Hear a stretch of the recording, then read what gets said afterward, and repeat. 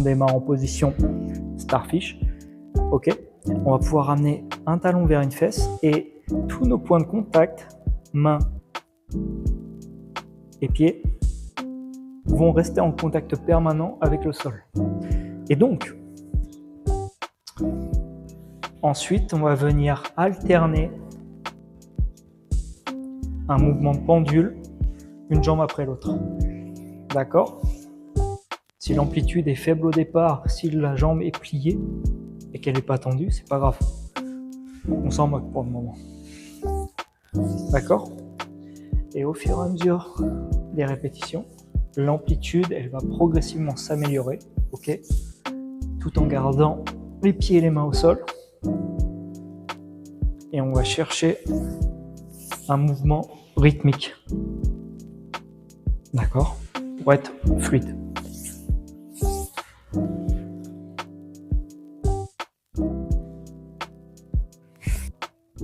On va venir ramener les talons vers les fesses. Tac. On va surélever le bassin et les fesses vont naturellement se contracter. Ok. Là, on va venir décoller les épaules du sol et on va garder volontairement les mains proches des épaules, ok, pour pas les engager comme ça, comme ça, comme ça. Ils vont juste rester passifs.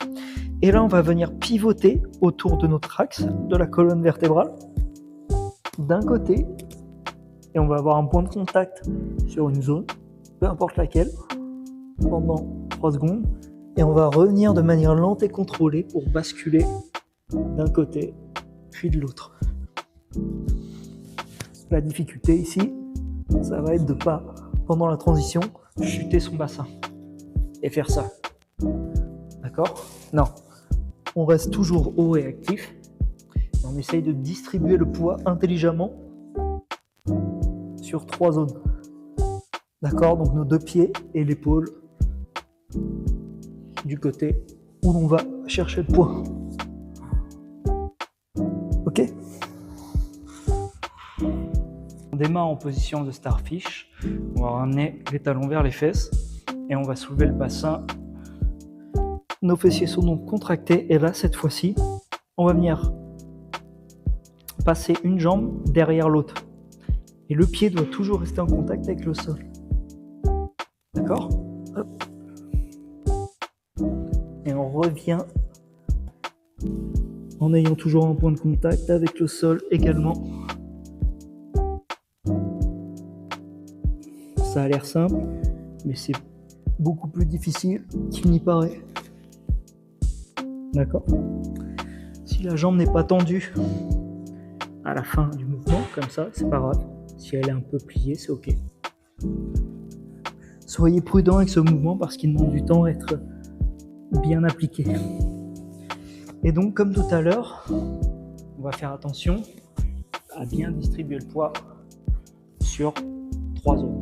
Il y aura forcément les 2 pieds auxquels on distribuera du poids et une épaule aussi. Ok ? Parce que la plupart des gens, quand ils effectuent, ils passent leur jambe de soutien, donc celle du bas, qui est tendue, devant la jambe d'appui, qui est pliée. Okay ? Or, il faudrait la mettre sur une même ligne pour que ce soit plus facile et revenir plus facilement. D'accord ? On imagine on fait en sorte, d'amener notre second pied sur la même ligne. Ok, et si ça peut vous aider, dites-vous que l'objectif final, à terme, ça doit être de basculer.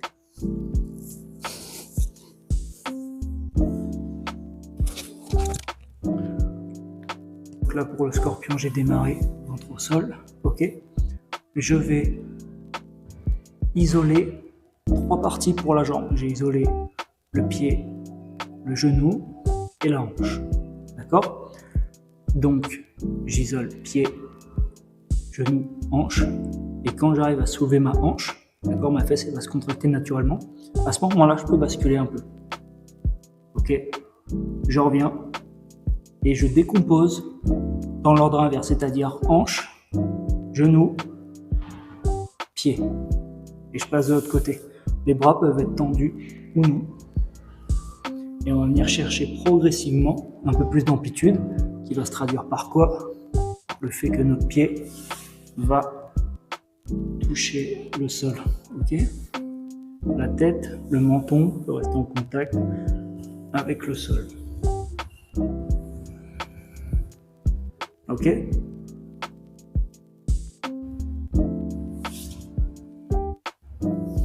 S'il y a une zone spécifique, un angle qui vous est agréable parce qu'il est bien étiré, vous avez une bonne sensation, en somme, restez un peu dessus.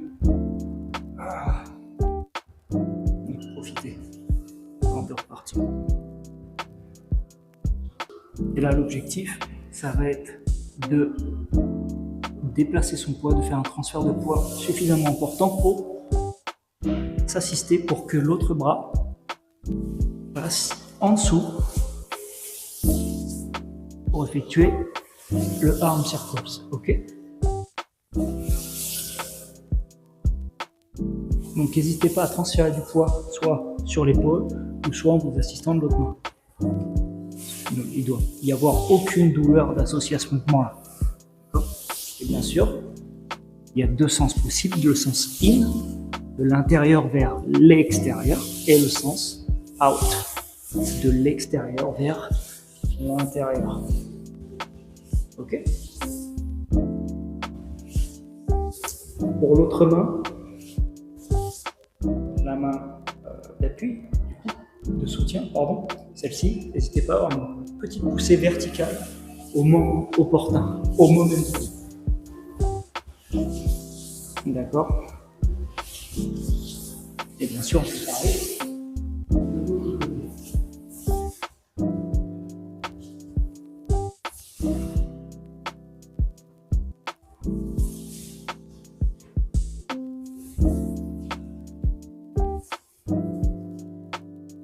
Donc je vais démarrer sur le dos pour passer sur le ventre.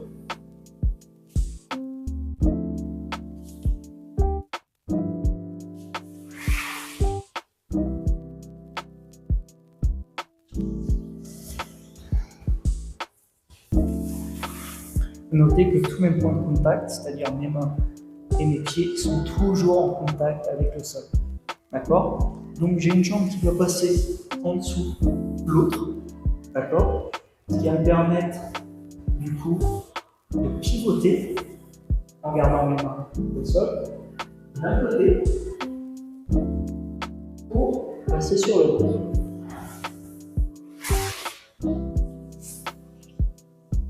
L'objectif, encore une fois, il n'est pas d'être rapide, mais de chercher la fluidité au fur et à mesure des répétitions. Soyez vigilants à toujours garder les talons, les pieds proches de vos fesses, le plus proche possible, parce que s'ils sont là, c'est possible, mais c'est plus difficile. D'accord ? Et s'ils sont proches, c'est plus facile. On va beaucoup plus sentir le moment pour passer d'un côté à l'autre, pour rendre le mouvement fluide. Donc je démarre ventre au sol, et là le challenge ça va être de déplacer son poids sur une épaule, peu importe laquelle épaule, et de venir pivoter et rouler autour de sa colonne vertébrale. D'accord ? Notez que mes pieds, mes jambes ne bougent pas. Mon point mobile, c'est le haut du corps ici, tout le haut du corps, pas les jambes.